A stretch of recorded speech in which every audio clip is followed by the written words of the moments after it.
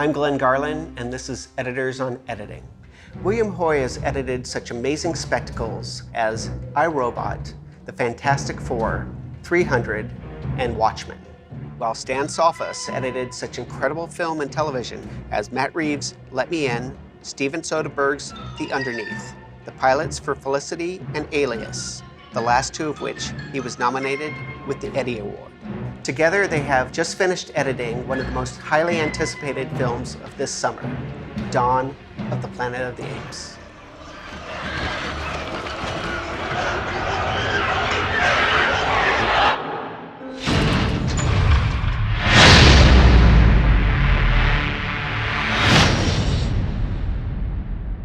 One of the things that I felt was so great about this movie was, despite how big it is and how much action there is, you really care for all the characters, and there's so many storylines to keep straight. Tell me about not having the effects overwhelm the characters. A lot of times we cut, say, action adventure movies, and everybody thinks that's all it is, but you get into a heavy action scene and you actually have to have your characters developed, otherwise you don't care.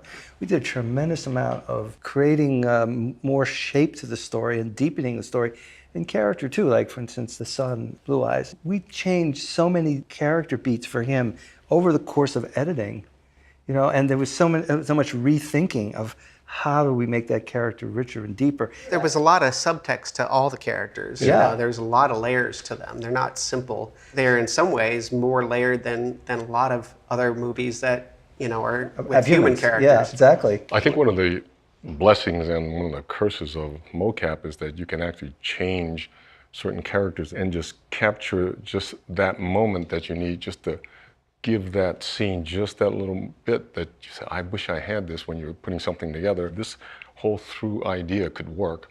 And so we were able to do that. But the curse is if your director didn't know, he didn't have a vision of what he wanted, you could be there for a long, long time. Well, tell me about the mocap process, because a lot of these CGI movies, they seem like they're shot on blue screen stages. And this one looked like you guys went out to the forest and you shot it. We did. And it gave it a very photorealistic feeling. We were actually in the forest with actors in their mocap suit, which is basically gray tights with sensor balls up and down. There's a camera called their face cam to capture all these little dots and all their movements so that all the emotions that Andy Serkis or any of the other actors had, that would come through. Then Michael Saracen, the DP, he was able to light these scenes, light the apes, the people in mocap suits. Then Weta would take this lighting reference and make the apes, place them in this environment and make it look photoreal, otherwise... And they do that over the mocap suit? They move the actors out and they come in with these reflective balls and they find where all their source light is.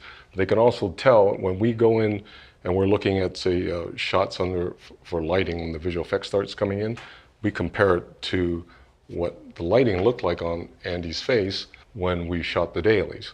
That's kind of what gives it its amazing quality. Wow. And the amount of time that Bill and I and Matt particularly spent looking at lighting and discussing the lighting of the creatures as they were sort of folded into the backgrounds and then adjusting it. That, I think, is a huge factor in why it feels as real as it does. I think a lot of people don't realize how much you guys are involved in all aspects of the visual effects as well as the editing. Once we had most of the shots turned over, we would be on the phone for 5 hours at a time, talking to Weta in New Zealand, on top of having to refine the cut on the picture, because if you miss a meeting or two, then you come back and they're a little further down the line, and sometimes they might have to go back. If you go back, that's money, and they don't like that at all. So you go, by the way, oh boy. I meant to say this back in version 3, but...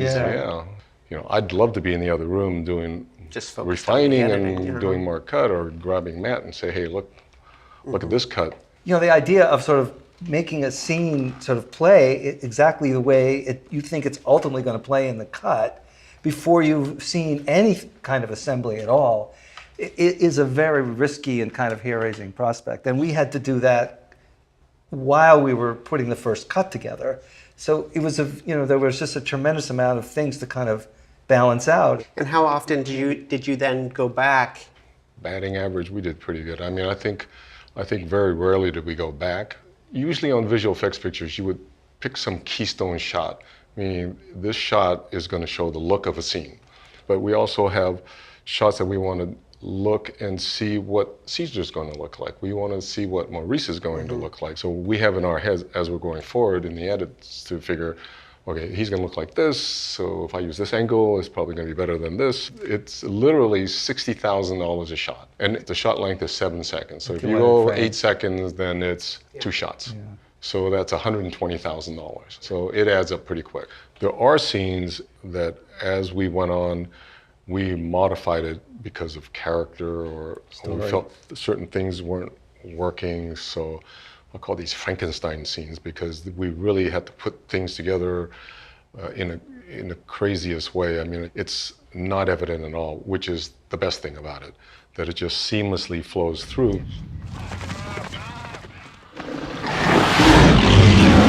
It was sort of a nice misdirect with the caribou hunting because you spent a lot of time building that up without showing what they were observing. And I thought that you guys created this almost mystery that maybe they were hunting humans. Yes, that's what we tried to do there with, and I think Michael Giacchino's music really helped that in the beginning there too, because it's much more stealthy. You go, what's going on here? Were the trees empty and they put in all Yes, those apes? absolutely. That's all their work. And how did you guys know how long to hold on like background plates when there was nothing there? It was kind of intuitive timing after a while. How long is this shot going to be? It's gonna, here comes the apes, and now. Just sort of try to imagine it, even though you don't have anything in the frame. Try to imagine that.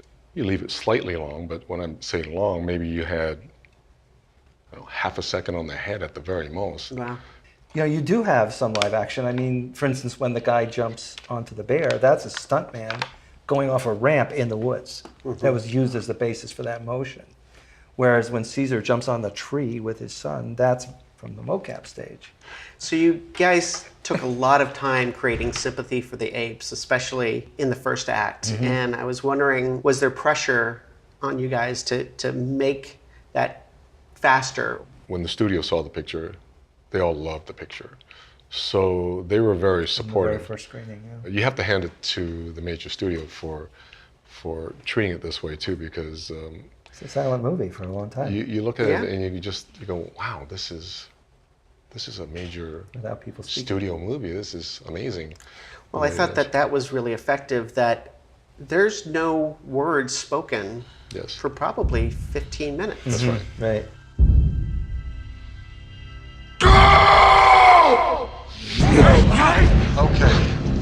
Okay, we're going.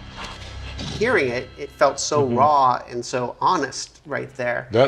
Was that how it was in the script? Actually, there's another whole scene that's not in the opening now, which we fully rendered and developed. In the scene that was ultimately taken out, Caesar does speak, and he speaks to his ape population. And I always felt that moment you're talking about where he says go is so strong, is that if somehow then we could lose that. It neuters him saying go. It does in a way. I mean, but for some people they go, okay, where's this movie going? And I think in that sense, we've been able to preserve the 15 minutes in the beginning and have all that, but yet make some of the moments even more impactful, say. Did the actors who were in the mocap suits also do the voices, or was that done later in ADR? Or how? It was a mix, but I would say that for the main characters are all preserved. Primarily their original performance. If you do ADR, it's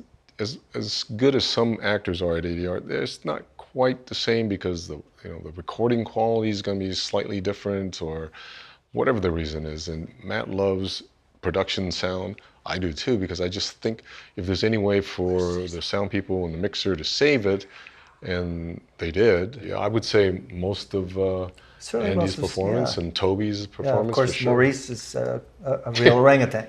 There was so many difficulties in actually getting really good recordings of apes, because while we do have the human voices, there's many other sounds, and sometimes we did combine some real ape sounds with some of our actors' voices as well. So there's some blends in there. When they talk, it's different. It's got a more guttural, more deeper voice.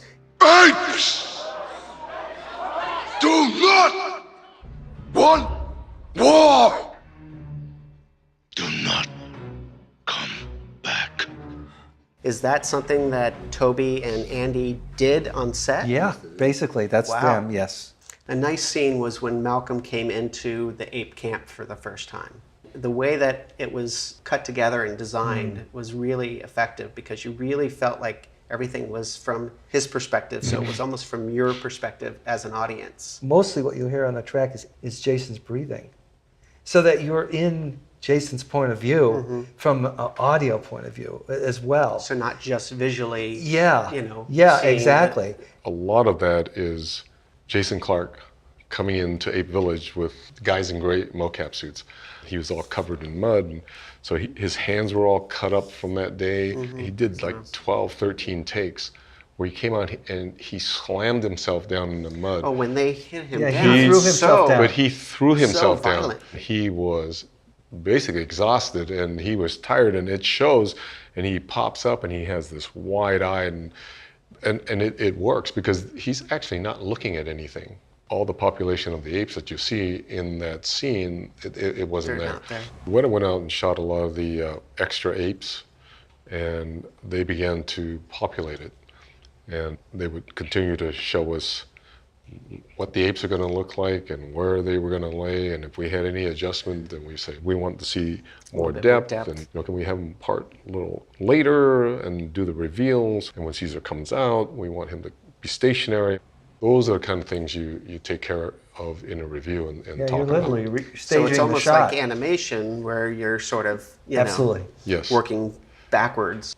With the horses, there's something so effective of seeing an ape riding a horse. Was that a person in a mocap suit, or how did they do the Some of them, yes. And then there's shots where it's completely a CG horse, wow. and they've taken the mocap character and put it on a CG horse. So And you go up the mocap stage and they have these like 6-foot-high wooden hobby horses. Oh, and Size then- of a horse. And they were sitting wooden, on them, And they would sit on them. just so it was easier No, for so them that to act. they were in the right place Well, in the frame. they had to sit a certain way.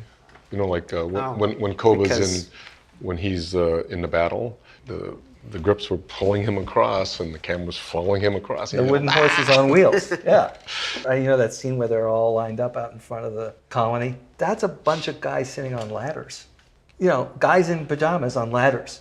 And that's going to be apes on horses. You know, and you're like, it's a complete leap of faith when you're working that way. You're like, oh, okay, I guess that's what we're going to see. And You have to. Yeah. You're like, wow, this is kind of extraordinary process watching the ladders evolve into real horses. Was it ever distracting to have these actors that you're cutting their performance in these suits with a camera on their head? The actors, every one of them, they're so committed to being apes in their character that we watched the movie for the longest time with no apes rendered, and when we showed it to the studio, it was just guys in mocap Wow. suits. We've been reworking the power lines to the city because the city used to run off nuclear. There was a very, very different story when Matt came on the movie. And the apes were way more advanced. They were literally driving around in cars and wearing baseball caps. And so, you know, there was a complete rethinking of almost all the core elements of the story. Normally, he spends a long time writing a script. He had very little time. So he really brought the script writing process into editorial, which I think was really exciting for both of us. And because of the mocap, you could literally you those introduce liberties. strong story elements that weren't there in the original shooting. For instance, in the fight, the presence of Blue Eyes was not in the shooting. They didn't have Blue Eyes there. They didn't have a scene where Caesar sees his son, you know, while he's being confronted by Koba. And then after the fact, we all felt that fight's going to be more motivated if the son is there. It is one of those things through the process that if we felt like we wanted to just tweak something and make something a little more impactful, then we had the opportunity to maybe take the character from another shot and use that piece for whatever purpose we would need to say have a close-up of Blue Eyes looking at his father. If not, then we would go out and shoot that. So we had the opportunity to just refine those things so that I think Kick it up a notch. Kick it up a notch because again, once we started getting some of the rendered shots, we saw that with just one shot, you could actually tell the whole relationship between father and son from a performance standpoint. So you could be more economical once you started getting... Exactly. I mean, I think very early on when you see in the elk hunt, when Caesar goes to touch his face and he grabs the spear and he walks off and Caesar puts his head down like this, that says it all, I think. And so we were able to be more economic down the line with some of those scenes, and we don't need as many we shots don't to need tell as the many story. shots, but then remembering that, we can go down the line and think about another scene that we can use Echo that it. and echo that. And then there was the scene where Alexander is reading to Maurice. And rather than going right to him reading, you stay on Malcolm sitting up from the tent. Yeah. And you're hearing it before you go over to it. And it's more effective playing it off of them than playing it on Maurice and Alexander. Here's a moment that the apes and the humans could have come together. I mean, that's kind of it in a microcosm right there. And witnessing it through Malcolm and Ellie's eyes, then with the look on their face, you go, you know what, this could happen. But playing some of that off screen and just hearing it, I think if you were just to play that in continuity, they sit down and you start Wouldn't be reading. as interesting. It wouldn't be. Well, another scene that I thought was fantastic was the scene where Caesar's baby goes and he's playing with the humans. The line is drawn in the sand and the baby crosses the line. And it's so sweet and so caring. And then you guys shift the tone so quickly and it becomes really violent and dangerous. But what's amazing is that Carrie's reacting, is interacting with a piece of string. And a she piece of seems orange like tape. she's completely charmed. And the orange tape is, is sort of being held and moved around to help create her eye line. And then the baby ape is completely created. There are some scenes where it affects me every time I see it. I can divorce myself from the fact that I put it together and now I'm looking at it, but I see it and I see it as an audience member, I am completely ripped up. Well, the apes have tears. Yes. The actors, Yes. did they tear up? And that's the Andy tears did. that we see? Or did they put those in Well, afterwards? Andy did tear up, and what they couldn't do was take that tear that he actually had running down and put it on the ape face. So that then had to be CG, but his eyes welling up, that's Andy Serkis's eyes. Because so much is said with just his Absolutely, eyes. that's him. The only thing CG is just the tear running down because they couldn't preserve that But because they're it's running tracking his over. actual tear. Yeah.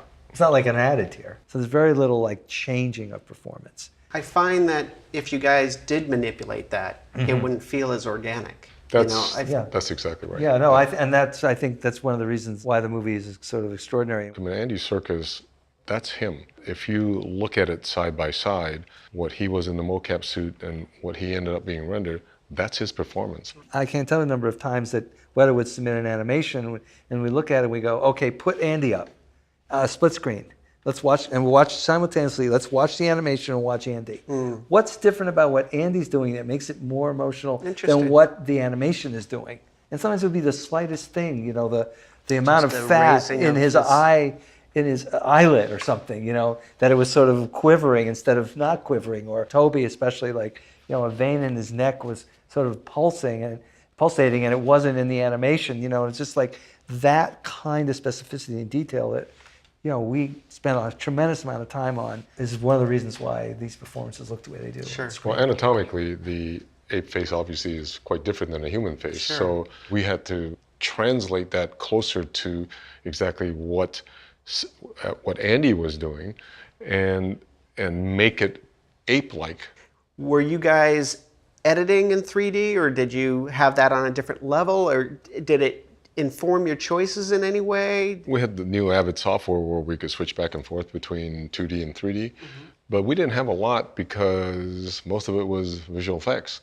They would do it in 2D until they got to the very end, and because there was so much media to render, they would do the 3D at the end. So we didn't really have an opportunity to continue to work in 3D and just refine the cut that way. But I think for me anyways, I would look at certain shots and think, I want to be on the shot for longer because I want to be able to absorb the depth of this forest, say. So you want to stay a little longer because we have our convergence points right there, and that's where we want you to look, but you can actually look right over there. Your attention is kind of split in that sense. At the same time, when you're in the action scenes, you have to keep it going. So in that case, they make it a lot shallower so that, you know, you're not popping back and forth. Some of the human scenes we would look at in 3D and, you know, wow, that's kind of cool. What? You can't honestly blame the apes. Who the hell else am I gonna blame? But you could get eye fatigue, I guess, if you're cutting Yeah. hours and hours. I think so. I understand that on Life of Pi, they cut in 3D. cut in 3D I all have day no long. idea how they did that. Oh, yeah. It hurts. It wasn't until very late that we saw a fully rendered 3D movie with every shot in it. And it was a revelation for me.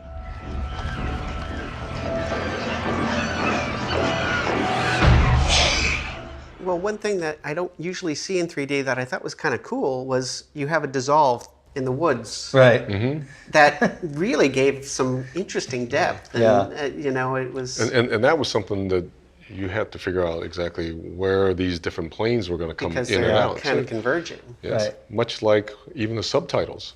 You can control the degree, you know, where the plane of viewing is, the convergence. It's not baked into the shot.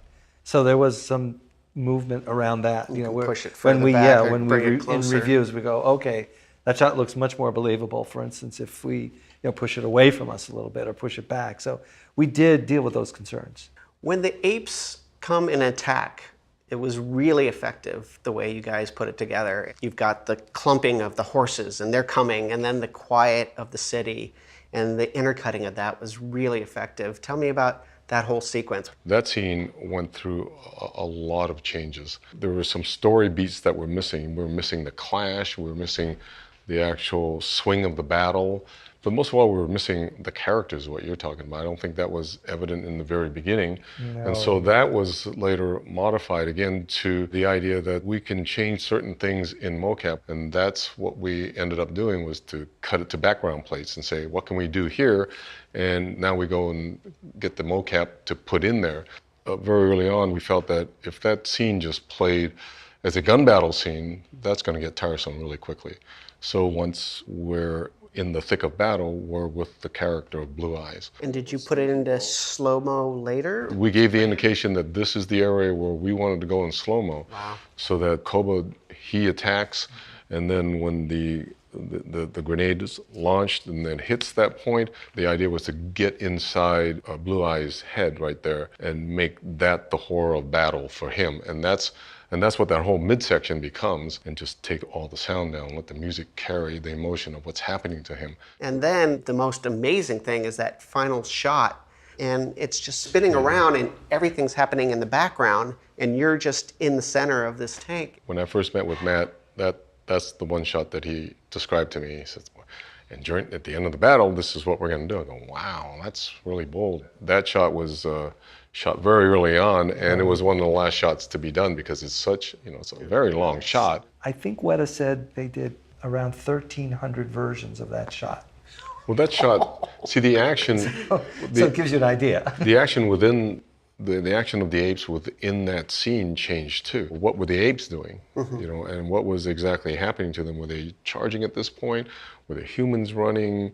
This is when the apes actually overrun the humans, but yet we want it to be a very sad moment. And that's another thing that was done very late, is actually done in the mix, is that we just played up the music there instead of just more gunshots and more cannon fire and more of the same. In that way, the shape of the whole changed up the battle. rhythm. You know, Yes, you shaped exactly. that battle very Exactly. nicely. Tell me about the tower fight. That was really powerful. It was emotional, but it was violent. And then you had the intercutting with the guys down Yeah. below. Tell me about putting that together. The previs is very refined because that's a completely virtual sequence. So there's no real tower, and there's obviously no real apes. The ape action is in mocap. The different areas of the tower, Weta created that with a very elaborate model. And then there was a virtual camera session, and in real time, Weta was able to provide the imagery of the tower. But the camera operator could just, by either moving closer or further or walking, create shots. super wide shots, super tight shots. And Matt literally directed a virtual camera with no action in it per se. And you guys didn't have stunt guys that were performing the action? Well, they did that. Yes, that was the basis for what was done in the virtual camera, but that was all married after the fact. The stunt guys will dictate some of the action, obviously. When they're on the chains, those are stunt guys on the chain. Those things give us the basis, but then the whole virtual set and the virtual camera and things like that, then it gives Matt a chance to make it look like it was actually shot. So I think if you look at this picture, it has a very classical look, that all the shots, even though they're virtual shots, that you actually...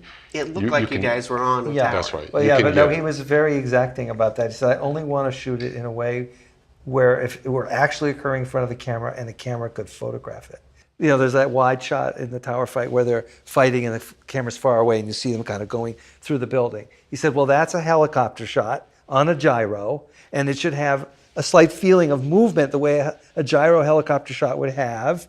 You know, so he would sort of insist on bringing in elements of what the real photography would be for every shot. But it must be really complicated to have all these different pieces and know where they go, how they need to go together. Yeah, it's completely trial and error. I think in spite of all the input, once you get in the editing room, it is the most complicated thing I've ever done. I mean, it's because it's like three-dimensional chess. I mean, you're just not cutting a performance. You can take them, you can turn the characters three-dimensionally and like, okay, so we like this, but what if we had an angle over here or down here or up here? You can actually take these guys in a mocap suit and put them in any place you want. And even if you had a plate, you say, okay, look, if you could just shift this plate around, then we can get his eyes looking in camera more. So you put the picture together and then you look at, well, what if we did this and we can do this, we can do this. But again, you really have to have a good idea of what you're trying to show. Otherwise, you can be there forever. You know, it's like, let's You have almost too many choices. You almost have unlimited choices, because what they can do now is just completely amazing. Because you have your guys in mocap suits and they are actually in a 3D space that you can, you know, if you're this way, I'll get you back. I can shoot you back, or shoot your side, shoot you up here, I can put you in a wide shot and shoot you from 100 feet up in the air. So you're almost rewriting. Yeah, you're rewriting and restaging. I mean, there's the essential action has been conceived, and then you have, you know, like I say, layers of ideas coming in. When I'm watching a picture now, I look at it, and when I have a chance to think about it, I think, wow, that shot looks great, and it looks very simple, but actually that's so many elements in there that I've actually forgotten about until this moment. I look at it again and go, oh yeah, I did this and this, and if it looks seamless, then you know, that's great. It's special to me. I mean, I love the picture from the moment I saw it, and those kind of pictures don't come around very often. Thank you guys so much. You're welcome. Really appreciate it. Thank you. Okay, good. Appreciate it. I've seen things. I've seen the way they are. They want what we want to survive. Caesar, home. This is your home. Your home. Apes! Together! Strong!